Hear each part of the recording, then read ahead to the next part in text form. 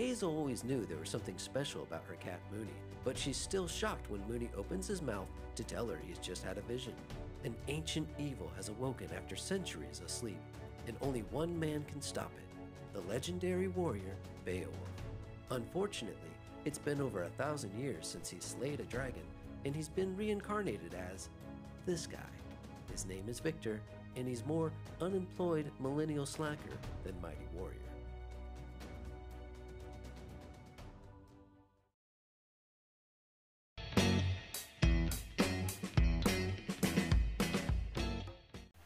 Hey everybody, it's Grant and Angi back again this week. We're talking about the comic book Barbaric. So Angi actually just finished reading this like 5 minutes ago. Yep. So we don't even know whether or not, we haven't really talked about it, so we don't know if we liked it or not. Well, Angi knows that I liked it because I was like jumping for joy after I read it. But I don't know if Angi liked it or not. I liked it. It was really fun. One of the things I liked about it was that Oh, you're getting right into it. sorry. No, that's all right. No, I just liked the way they spoken it. Let me try that again. You like the dialogue? I liked the dialogue. I liked that it was kind of normal dialogue, like how two people would talk to each other now instead of like fantasy dialogue, like ye olden days or whatever. You know, like they're swearing in it, and it's fun. It was really fun. So I loved this comic book. I'm a diehard Conan the Barbarian fan, and this comic book is, I have been for a while. You don't say. And this is definitely a play on that archetype. Yeah. And the thing that I thought was so great about it is that it did acknowledge that one of the joys of reading a Conan the Barbarian comic book is that Conan is kind of a jerk.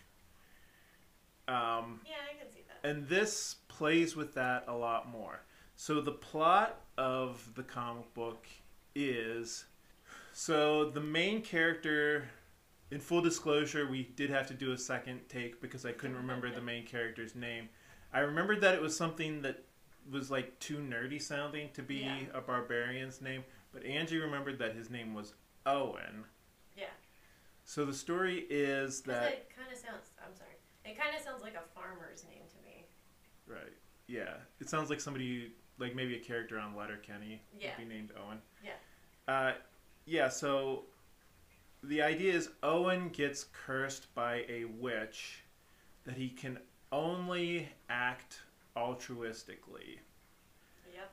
And the thing that I loved about Conan the Barbarian was he's not the chosen one. He's just a knucklehead who he's basically a frat guy in a world full of, you know, snake worshipping druids who want to take over the world. And yeah, that's pretty much what Owen is too. This is a play on that. Mm-hmm. Yeah, and then he gets cursed and he has to be helpful. It's actually a pretty funny comic book. Right. There's a lot of humor in it. So the other thing is that the axe he has talks.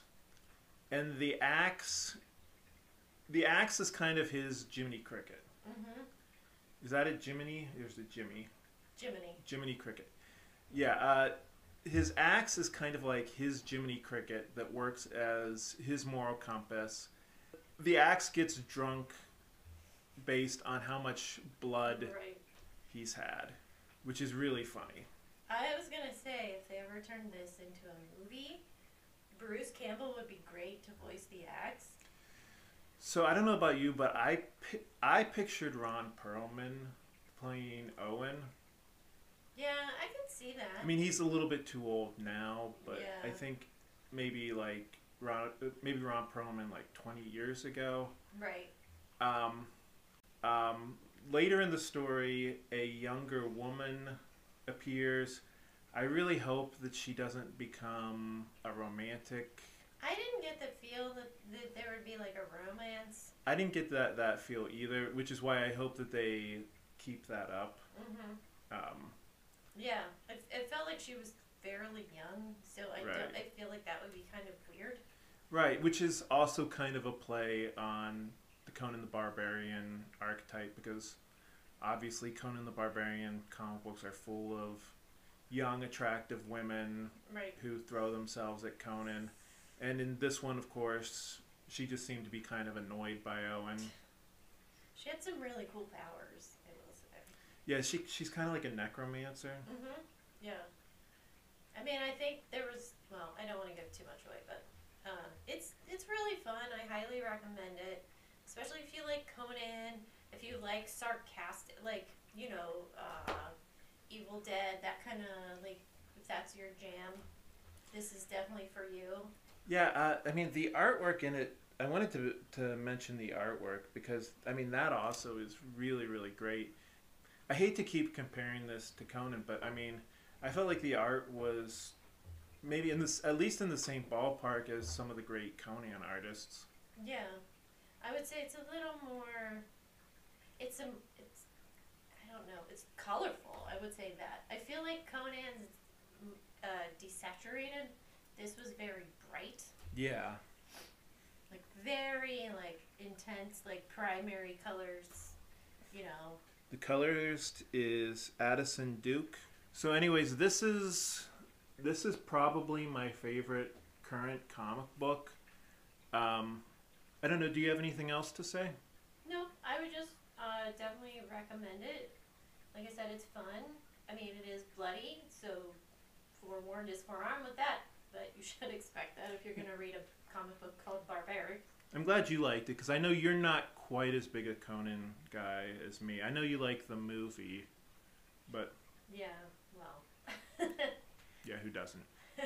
I mean, you know, Arnold Schwarzenegger. But oh, you like young Arnold Schwarzenegger without a shirt on more than you like. Okay. Sorry. So yeah. So anyways, pick up Barbaric. The first volume is in trade paperback now. Yep. And if you can get it from your local library, please do. Or comic book shop. Or comic book shop. All right. That's been It's Like a Book Report, but fun for another week. Catch us next time.